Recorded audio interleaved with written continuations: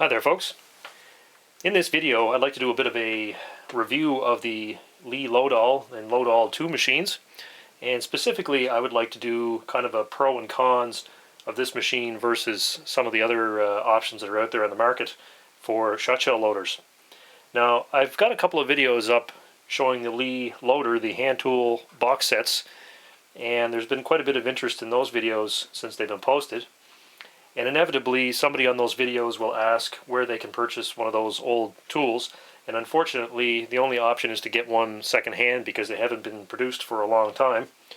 I get the impression that a lot of people are looking for a very low-cost way to load shot shells, and actually the LoadAll is really the current cheapest way to load shells, other than trying to load them without any tools at all. Now, this machine has its advantages and it has its disadvantages.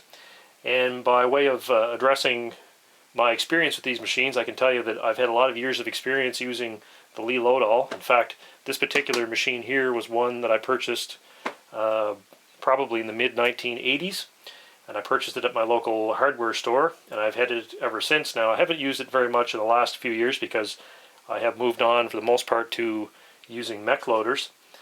But I still have this machine, and as you can tell, I've picked up a few other ones around here. I got a 16 gauge one, and I've picked up a couple of other 12 gauge units that I couldn't pass them by. They were too cheap, so I added them to the pile. And overall, I can say that the LoadAll is probably the best economic way to load shells. If you don't want to spend a lot of money to load shells, the LoadAll is probably the way to go. So I've got myself a little list of kind of pros and cons about this machine. First off, I'll kind of review what it's got going for it. Price and value are probably the two biggest assets this machine has going for it. I was checking the Midway USA website, and they list these at the moment for $44, which is exceedingly cheap. I think back in the 1980s when I bought this one, I paid $36 for it. I think that $44 price was a sale price. I think regular price might have been $47, something like that. You can get a gauge conversion kit to convert these machines from one gauge to another for $21 from Midway. By way of comparison, a Mech 600 Junior machine is going to set you back new $178 from Midway USA. Second-hand LoadAlls can be found quite cheaply at gun shows, flea markets, yard sales, and so forth. That's why I have a few of them here. I even had one of these given to me for free.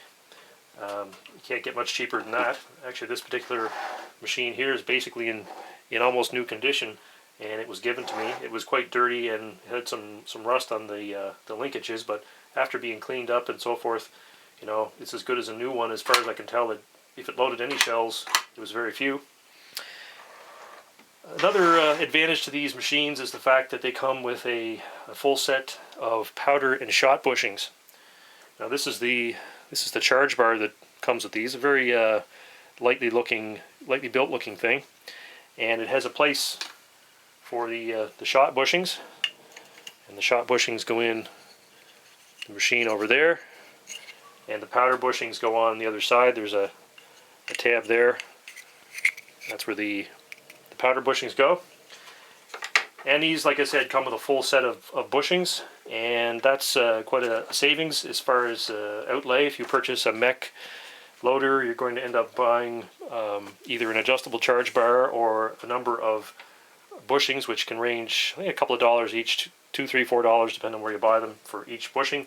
These machines come with the complete set. So here in a bench, you can see there's what the bushings look like, a selection of bushings. The big fat ones are for shot, and the smaller dimension ones are for powder. One handy feature that the bar has is the fact that these tabs, if the bushings are not in place, it's impossible to load accidentally by using the entire bushing hole as a charge cavity. Basically, if you don't have the bushing in place, that tab there will allow the powder to leak out, so you won't be able to make a mistake and accidentally overcharge. Same thing with the shot. If the bushing is not in place, the shot will come out, so that's a bit of a safety feature. These machines come with They come with a spare wad guide. These wad guides are quite durable. I wouldn't really worry about needing a second one anytime soon unless you do an enormous amount of shooting. The other handy feature of having a full set of bushings with the machine is that you have every possible combination of bushing at your fingertips. There are occasions when, say for instance, if you have a mech loader or a Hornady, if you don't have a full set of bushings, you may not be able to load a load that you'd like to use out of the book because you don't have a bushing to drop the required amount of powder, and you'll have to wait to either order one in or go to the gun shop or wherever. So having the full set of bushings with the machine basically gives you all the options at your fingertips. So that's something it's hard to overrate that. It's very frustrating to be caught without the proper bushing. I can tell you that from using mech machines. Until I acquired a full set of bushings, it's quite often, you came to a standstill trying to load a certain load because of the absence of the required bushing. Okay, another plus for these machines is that they are available in 12, 16, and 20 gauge. Most of these machines here are actually 12 gauge loaders. This one on the back is actually a 16 gauge. I used to have a 20 gauge machine. I gave that away or sold it or something a number of years ago, so I don't have one currently. These machines can be adjusted to load 2 3/4 inch or 3 inch shells. That's kind of a handy feature. The sizing system that these machines use, they use this steel ring here, which is forced down over the shell, and it resizes the entire side of the shell. So regardless of how high the brass on your shell is, it will still be resized, and you can make pretty much any shell fit any gun using that system, and that's kind of a handy thing. Let's see what else. Lee claims that you can produce 200 shells an hour using one of these machines, and that's probably a fairly accurate claim once you get experienced using the machine, and if you have good hand-eye coordination, you can probably get to that 200 shells per hour. But I would probably, a little more reasonable to assume probably about 150 an hour if you're not an experienced operator. These machines come set up from the factory with 6 and 8 point crimp starters already built into the machine.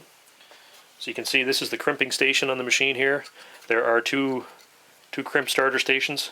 There is a 6 and an 8 point crimp starter, so depending on whatever shell you've got, that's built right into the machine, and it doesn't require any adjustment or setup. Let's see.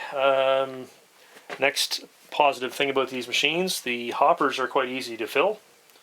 As you can see here are the hoppers here on the top. We've got very large openings, big openings, easy to fill. You don't really even need a funnel to fill these. You can usually fill them right out of the powder bottle and the shot bag. You can pour the shot in that size. Holds about 5 pounds a shot, and the powder it holds is going to vary depending upon the density of the powder. But once again, nice big open hoppers, easy to fill. No funnels really required for that. These machines are very durable. They may look very cheap, but they are very durable. I have a friend who I introduced to skeet shooting a few years ago, and he loads all his shells on a pair of these. I think he's got one in 12 gauge and one in 20 gauge. And he's been shooting skeet for probably 10 years and loading virtually all his shells. He buys the odd box of factory stuff, but he's basically loaded, several tens of thousands of shells on these machines. I would venture a guess that he's probably loaded close to 40 or 50,000 shells over the years, and he has had no particular problems with these machines. They've been quite reliable. This machine here, I used it an awful lot. They are fairly cheap looking in their construction, but they're surprisingly durable. I've yet to hear of anybody who's actually worn one of these out. If you do have any problems with these machines, the replacement parts are quite cheap. For instance, a complete charge bar and bushing set costs as little as $5 from Lee. Actually, the shipping is probably going to cost you as much as the parts do. So replacement parts, should you need them, are quite economical. This is the only accessory that Lee sells for this system. It's a primer feed system, and that is a very economical part to buy as well. Once again, it's mostly plastic with the exception of the spring and the priming post. but that lists on Lee's website for about $13. You can probably find it for a little less than that at some of the bigger distributors. So I've talked a little bit about what's good about these machines. I'd like to, touch on what's not so great about these machines. I mentioned how durable these machines are, but despite that durability, they do have a very cheap feel to them. There's a lot of they feel kind of like a toy, actually. When you first start using them, you get the impression that thing's going to break at any moment because of the way it's put together and the feel of it. But despite that, they are quite robust, but they do feel very cheap. In fact, this particular machine, the first one that I have here, the reason I got it at the hardware store was because someone else had ordered it in, and when they saw the machine, they took it out of the box and they decided it looked too cheap and they didn't want to bother buying it. So they left it there, and I came along, after that, and they didn't normally stock these things, but it was a special order, and it was still there because the customer refused to take it because of its cheap look, and that's how I came into it. Some of the essential parts of this machine, like this sizing ring, which is not part of the machine, it's separate. It's easy for these to get lost. If you're good at keeping track of your equipment, it's not such a big deal. But if you go buy a used machine, you have to be very careful that some of these parts have not been lost. Like the sizing ring is absolutely essential if you're not using shells that were fired in your own gun. That can get lost. These little doors, if the machine has been moved around, they can get lost. The bushings and so forth are contained in one of these little boxes that sits on the top, and the bushings can get lost. This box can get lost. I've got a machine here that's missing the bushing set. It's missing the cover and so forth. So those things can get lost. If you're buying a secondhand machine, make sure that all the parts are there. Obviously not an issue if you buy a brand new one. One really annoying thing about these machines is the fact that they will leak powder. For obvious reasons, there's a bit of a tolerance between the charge bar and the machine and how the charge bar fits in. So this is the charge bar, and it fits in the machine right here between the hopper and the die head. And of course there has to be some room for that to slide back and forth, and there's a little bit of play, and depending upon how tightly everything's fitting together here, powder will often leak between the top of the charge bar, and it will fall out of the machine, and it's almost impossible for that to be eliminated because of the way the machine's built. Powder will leak out of that, and depending upon whether it's a fine grain powder or a coarse grain powder, the finer the powder, the more will leak. The coarser that it is, the less will leak. That's kind of inevitable with these machines. That's just the way it is. You'll have to get used to the fact that there's going to be some powder leaking out of these things. You're going to have to clean that up on a regular basis so your bench doesn't get covered with powder. Just something you have to take into consideration when you're using those. Cleaning fired primers up is a bit of a pain with these machines as well. The old style machine here, this is a Lee LoadAll, the original LoadAll. It's got a metal base. I think it's either die-cast zinc or it's aluminum or something, and it's got an open back. So the primers basically get punched out right here, and they'll fall down underneath the machine. You have to kind of reach behind and clean the primers out. There's no particular receptacle you can pull the primers out into. And with the newer style, the LoadAll 2, there's a little door in the front of the machine. You see that door right there? That's actually what this cover's for. So basically the primers, when machine is bolted down to the bench, the primers all kind of collect under here, and you have to kind of fish the primers out, and that's a little bit of an annoyance as well. It's a good time to use a shop vac. If you've got one, you can take the shop vac and kind of suck the primers out of that. So not as convenient as a mech. With a mech, you've got a little tray. You can it'll catch the primers and you can throw them in the garbage. This is another thing that's a bit of an annoyance once you get used to a more expensive machine. This is basically a non-adjustable machine as far as the crimping, the crimp starting. When the handle is moved down, there's a limit to how far down it will go, and that basically gives you the amount of crimp starting that you're going to get. That's not adjustable unless you want to take a file and actually file some off the bottom of the dies to get the dies to close down a little further. But mostly it's adequate. And also the crimp finishing station here and the tapering and so forth, that's all non-adjustable. It's been molded as part of the head, and generally it provides a satisfactory crimp if you've got a good load to go in the shell. But if it isn't satisfactory, there is no adjustment you can make to it other than, once again, filing the bottom of this a little bit to get the die to go down a little lower over the shell. With a mech or other loader that's more expensive, you've got adjustments to your crimp starting, the amount of closure and tapering, and how much you push the center of the crimp in. So some of those things are adjustable on a more expensive machine, and because you're getting this machine quite a bit cheaper, you don't have that adjustability. I mentioned that the Lee LoadAll and LoadAll 2 were available in 12, 16, and 20 gauge. Unfortunately, they're not available in 10 gauge, 28 gauge, or 410. I don't think there's an enormous amount of demand for a 10 gauge or a 28 gauge, but a lot of people would like to be able to reload 410. So if you want to reload any of those gauges, you're out of luck. You can't get one of these machines that will do that. They've never made them. The primer feed, which is the accessory available for these machines, it only works with the LoadAll 2, and you can see here, there's a little recess here in the machine, the priming station, and it just drops in there. The primer feed is not really automatic. It requires you to pick the primer feed up, kind of jiggle a primer on top of the post, and then put your shell on it. So it's not really an automatic primer feed. The older style, the LoadAll 1, it doesn't have a primer feed spot. It's just got this post and spring set up. Personally, I really don't think that this primer feed is worth bothering with. I think if you buy a machine, just don't bother getting this. It's just as quick to pick the primers up and set them in manually. There's no particular time savings to using that feeder. And as Lee says here, okay, as per Lee's website, the primer feed is not automatic. You need to lift the trough where it fits into the press each time you want to dispense a new primer. They also state that federal primers work best through this primer feed. So there you go. It's really an accessory that you might as well let Lee keep, I think.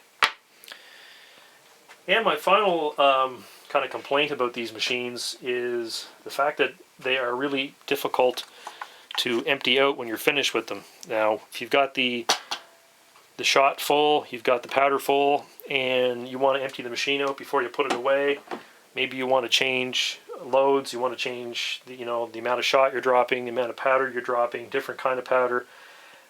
There's no good way to empty these machines out. Now with a mech, there are bottles. You can flip the top of the machine back and unscrew the bottle and empty the bottle out separately. With these, you basically have a fixed hopper system. The only way you can empty these out is basically to cycle the charge bar back and forth, and have two containers and keep alternating containers so you get the hoppers emptied out. That's a pain in the ass, I can tell you for sure, because I've been there, I've done that, and it's really slow. The only other thing you have an option to do is to unbolt the machine from the workbench and try to cover one side with something and pour the shot out one side, and then cover the other side and pour the powder out the other side, and try not to mix the two of them together. So emptying these machines out is a real hassle. It's not a problem if you're going to make an awful lot of shells that are all identical. If you do that, if you're going to make thousands of shells that are all the same, you should never really have to worry about emptying it out, because you can just leave the thing full. Unfortunately though, some people, they don't have a secure place to leave their loader, and they may have children around, and they don't want the kids to get into the powder or the primers. They don't want the kids messing with the machine. They may have to, just to be responsible, they may have to empty this out every time that they're finished with it. It might be better for those folks to actually unbolt the machine and lock it up in a cupboard somewhere, rather than trying to empty it out every time they use it. Anyway, that's kind of that's a long-term kind of beef with these machines. If you're lucky enough to have a secure place to set up your loaders, it's probably not such a big deal. So, but they are a good machine for what they are. They actually right now cost, oftentimes secondhand, they cost less to buy than the Lee loader sets, the old hand tool box sets, which are starting to get kind of expensive. If you look on eBay or Auction Arms or any of those places, the prices of those things just keep going up and up and up. And you can get one of these secondhand, or sometimes even you can get one of these new for less than the Lee loader handsets, and they are significantly more convenient than the hand tool sets. They are quite a bit faster, and they really do a good job for the money. So if you don't have a lot of money to spend on a loader and you just want to get into loading kind of on the cheap but still do a good job of it, the Lee LoadAll, the old Lee LoadAll, or the LoadAll 2, certainly well worth the modest asking price. Anyway, if there's any interest, I can do another video on these machines and kind of show their operation, but I just thought it'd be interesting for folks to sort of see the highlights and the, the not so highlights of using one of these inexpensive but durable machines. Anyway, talk to you later, folks.